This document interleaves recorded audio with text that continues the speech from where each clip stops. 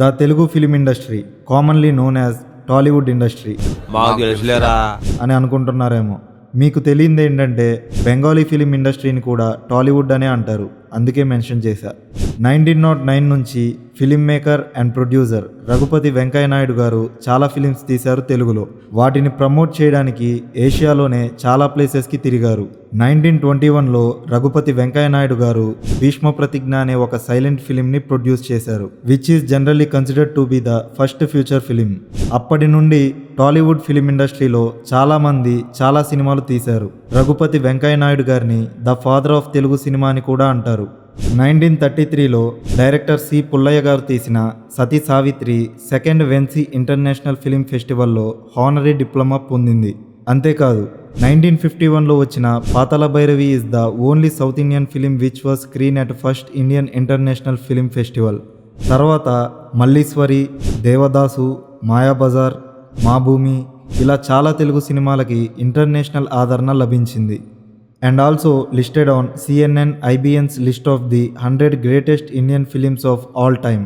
Telugu cinema superior రేంజ్లో evolve అయింది. Recently release అయిన Baahubali, Pushpa, KGF, RRR Telugu film industry పేరుని ఇంటర్నేషనల్లో వినిపించేలాగా చేశాయి. So here are the some of the top highest rated movies in Tollywood according to IMDb. Mayabazar 1957లో release అయింది, family comedy. IMDb rating 9.1 out of 10. Subhadra కొడుకుకి తన కూతుర్ని ఇచ్చి పెళ్లి చేస్తాను అని బలరాముడు సుభద్రకి ప్రామిస్ చేస్తాడు. కానీ బలరాముడు కౌరవుల మాయలో పడి ఇచ్చిన మాట నిలబెట్టుకోలేకపోతాడు. ఆ తర్వాత ఏం జరిగింది అనేదే స్టోరీ. సెకండ్, అహనా పిల్లంట 1987లో రిలీజ్ అయింది, comedy drama. IMDb rating 9 out of 10. 3, Sankarabharanam 1980లో రిలీజ్ అయింది, musical drama. IMDb rating 8.8 out of 10. Shankar Sastri అనే ఒక ఫేమస్ క్లాసికల్ సింగర్ ఫ్యాన్ అయిన తులసి ఒక ప్రాస్టిట్యూట్ కూతురు. తులసి కూడా శంకర్ శాస్త్రి గారితో సింగర్గా ట్రావెల్ చేయాలి అనుకుంటుంది. కానీ తన మదర్ తనను ప్రాస్టిట్యూట్ చేయాలి అనుకుంటుంది. లాస్ట్కి ఏమైంది అనేదే సినిమా.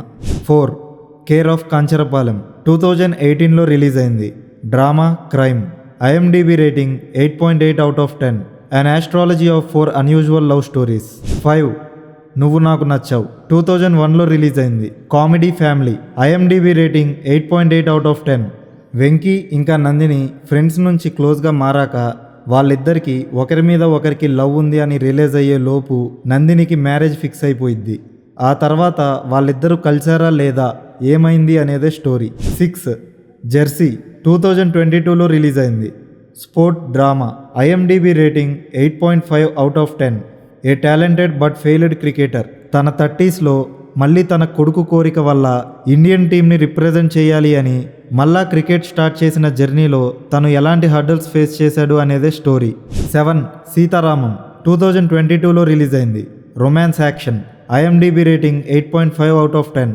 ఆఫ్రీన్ అనే అమ్మాయి తన గ్రాండ్ ఫాదర్ కోరిక మేరకు సీత అనే అమ్మాయికి రామ్ అనే అబ్బాయి రాసిన లెటర్ని ఇవ్వడానికి పాకిస్తాన్ నుంచి వచ్చిద్ది.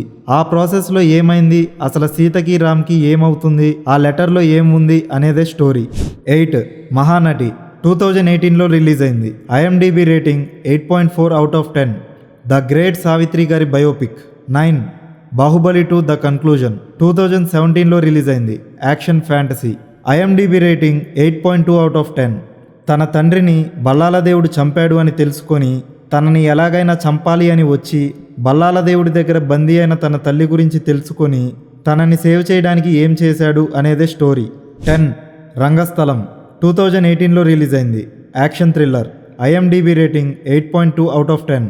చెవిటి చిట్టుబాబు వాళ్ళ దుబాయ్ రిటర్న్ అన్న ఊర్లో సర్పంచ్కి ఆపోజిట్గా పోటీ చేసినప్పుడు తనకేం జరిగింది, అసలు ఆ విలేజ్కి ఏం జరిగింది అనేదే స్టోరీ. వీటిలో మీకు నచ్చిన సినిమా ఏదో కామెంట్ చేయండి, సబ్స్క్రైబ్ కూడా చేసుకోండి, వీడియోలు ఊరికే రావు.